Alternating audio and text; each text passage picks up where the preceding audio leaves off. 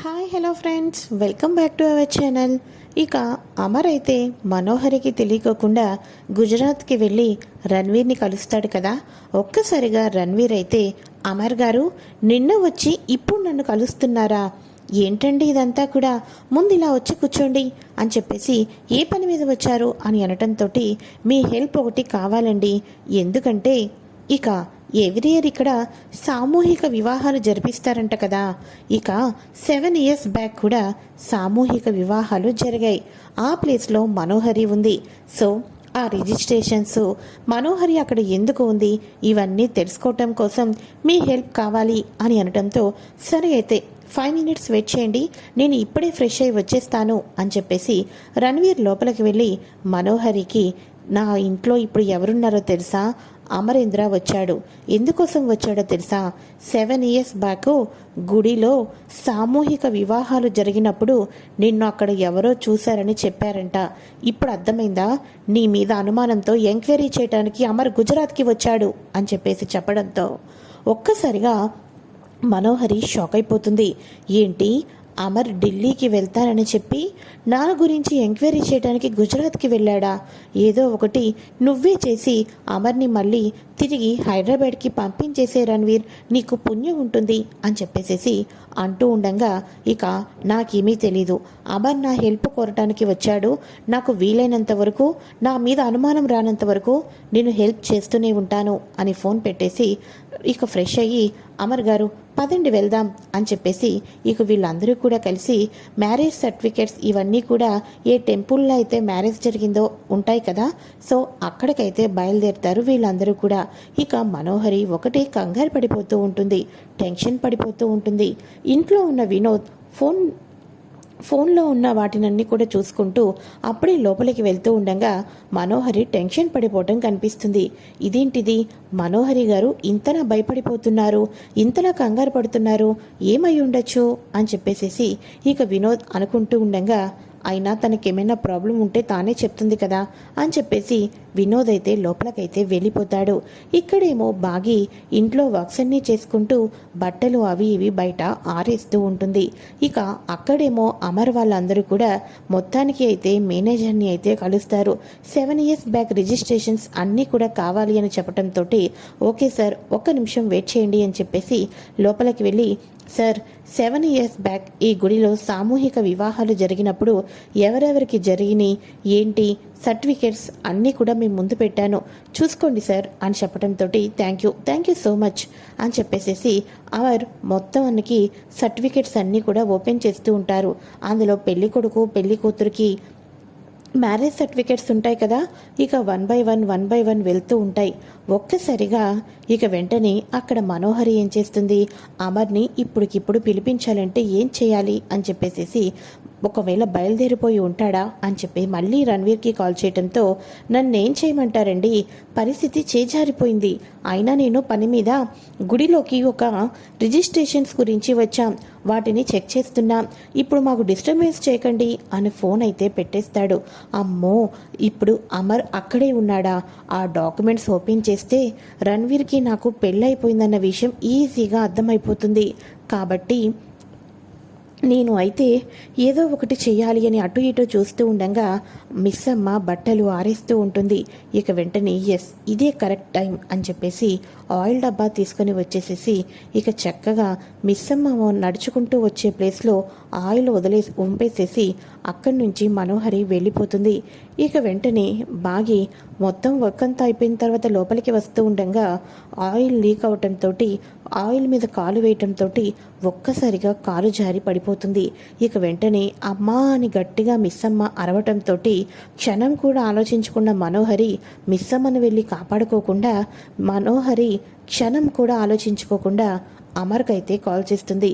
కరెక్ట్గా అప్పుడు అమర్ చేతిలో ఉన్న సర్టిఫికేట్, మన రణ్వీర్కి మనోహరికి జరిగిన మ్యారేజ్ సర్టిఫికేట్ కరెక్ట్గా చేతిలో ఆ సర్టిఫికేట్ ఉన్న టైంలోనే ఇక మనోహరి దగ్గర నుంచి కాల్ వస్తుంది. హలో, ఏంటి మనోహరి అని అనగానే, అమర్ నువ్వెక్కడున్నావు?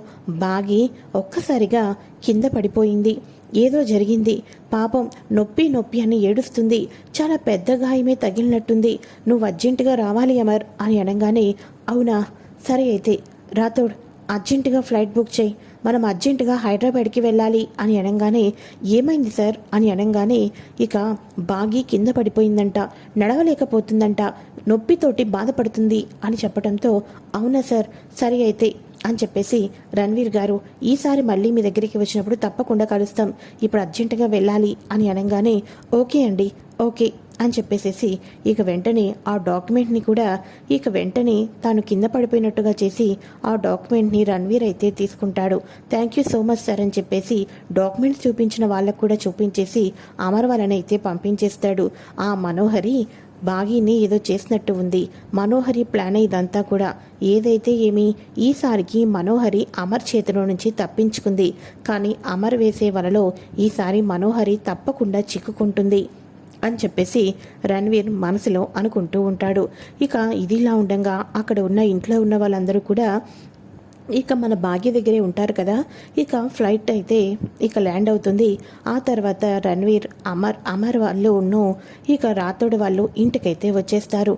ఇంటికి రావడంతో ఒక్కసారిగా, మిస్ అమ్మ ఇప్పుడు నీకెలా ఉంది అని రాతోడు అడుగుతూ ఉండగా, పర్వాలేదు రాతోడ్, అయినా మీరు ఏదో ఇంపార్టెంట్ పని మీద వెళ్ళారు కదా, ఎందుకు అంత త్వరగా వచ్చేశారు అని చెప్పంగానే, ఇక అయినా మీకు నేను చెప్పలేదు కదూ అని అనగానే, మనోహరి కాల్ చేసి ఎప్పుడో చెప్పింది, అందుకోసమే మేము బయలుదేరి వచ్చాం అని అనటంతో, ఇక నొప్పి అయితే ఉంది, డాక్టర్ వచ్చి కట్టుకట్టి చూసి వెళ్ళారండి, ఏమీ కంగారు పడాల్సిన అవసరం లేదు, అనవసరంగా మధ్యలోనే మీ పని ఆపేసి వచ్చారు అని చెప్పేసి మీ పని సక్సెస్ అవ్వాలని మీకు నేను ఇన్ఫర్మేషన్ కూడా ఇవ్వండి అని చెప్పడంతో, పర్వాలేదులే మిస్ అమ్మ, ఈ వర్క్ ఇప్పుడు కాకపోతే నెక్స్ట్ టైం చూసుకుంటాం, కానీ ఇప్పుడు నీ హెల్త్ ఓకే కదూ, ఇక డాక్టర్ ఏమన్నారు అని అనగానే, ఈ ఆయింట్మెంటు ట్యాబ్లెట్స్ అవి యూజ్ చేస్తే సరిపోతుంది అని చెప్పారు అని చెప్పడంతో, సరే అయితే జాగ్రత్త అని చెప్పేసేసి, పిల్లలు మీరు ముందు లోపలికి వెళ్ళండి, అందరూ కూడా ఫ్రెష్ అయ్యి డిన్నర్ చేసేద్దరు అని అనగానే,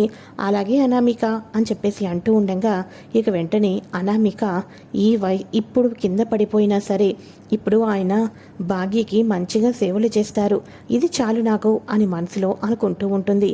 అందరికీ డిన్నర్ చేసేసిన తర్వాత అనామిక, సార్ మీరు డిన్నర్ చేసేసి ఇక భాగ్యకి తీసుకొని వెళ్తారా, తను ట్యాబ్లెట్స్ వేసుకోవాలి, నాకు పిల్లల హోంవర్క్స్ అవి చెక్ చేసే పనుంది అని అనగానే, అలాగే అనామిక రెడీ చేసి పెట్టు, నేను తీసుకొని వెళ్తాను అని చెప్పేసేసి అమరే మిస్సమ్మకు దగ్గరుండి గోరుముద్దను తినిపిస్తూ ఆ తర్వాత ట్యాబ్లెట్ కూడా వేసి దగ్గరుండి పడుకోపెట్టి అలానే మిస్సమ్మను చూసుకుంటూ ఉంటారు.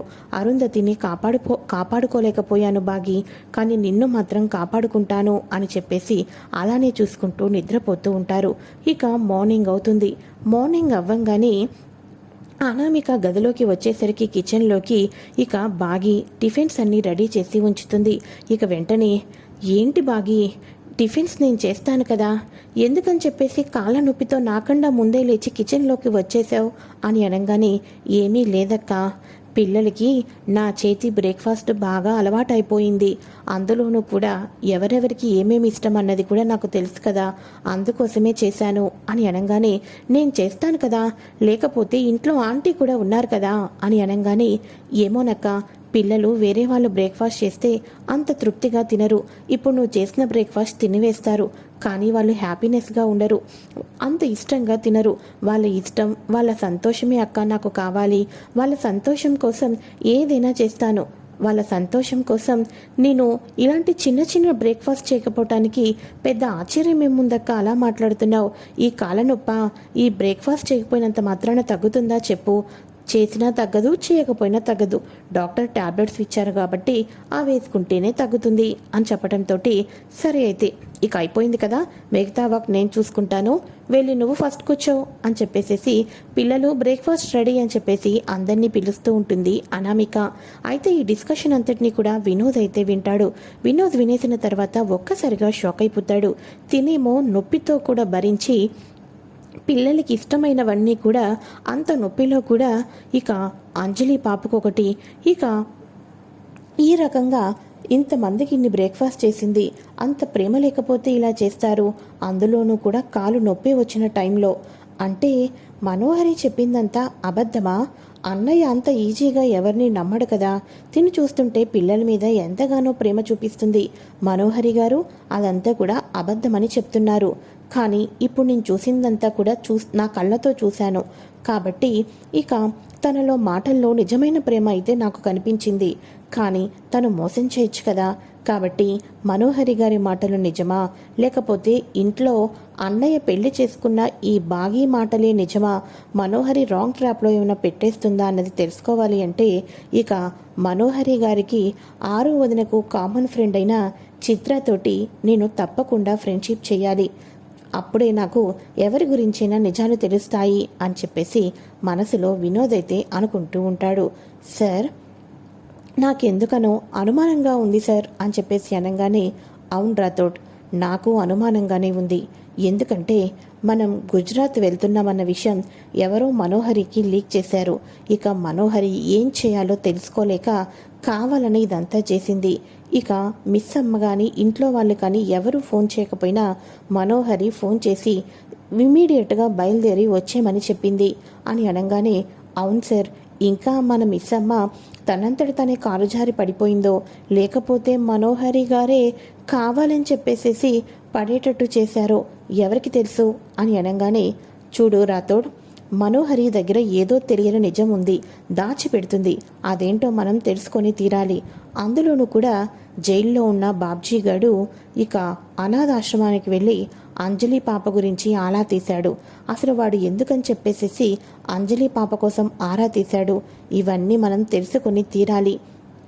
ఇక వెంటనే వాడిని కలుద్దాం అని చెప్పేసి బాబ్జీ గారిని కలిసి జైల్లో ఉన్న బాబ్జీ గారికి 3rd డిగ్రీ ఇస్తాడు. 3rd డిగ్రీ ఇచ్చిన తర్వాత, నువ్వు అంజలి ఇక అరుంధతి ప్రాణాలని ఎందుకు తీసావో, నీ వెనకాతల ఎవరున్నారో చెప్పటం లేదు. కానీ నువ్వు చిన్న పాప కోసం ఆశ్రమానికి వెళ్ళావు. ఎందుకు వెళ్ళావు? ఆ పాపకి నీకు సంబంధం ఏంటి? ఇవన్నీ తెలియకపోతే మాత్రం నిజం చెప్పకపోయినా నేను చంపేస్తాను అని చెప్పేసి అమర్ అయితే చెప్తూ ఉంటాడు. చెప్పేస్తాను సార్, నిజం చెప్పేస్తాను సార్ అని చెప్పేసి ఇక వాడైతే మనోహరి ఫోన్ చేసి ఆ పాప కోసం వెళ్ళమనింది, మనోహరి పాప తను అనే నిజాన్ని చెప్తూ ఉంటాడు. అమర్ వింటూ ఆశ్చర్యపోతూ ఉండగా ఎపిసోడ్ అయితే ముగుస్తుంది. ఇది ఫ్రెండ్స్ లేటెస్ట్ ఎపిసోడ్. నెక్స్ట్ ఏం జరుగుతుందో కూడా తెలుసుకోవటం కోసం ఛానల్ని సబ్స్క్రైబ్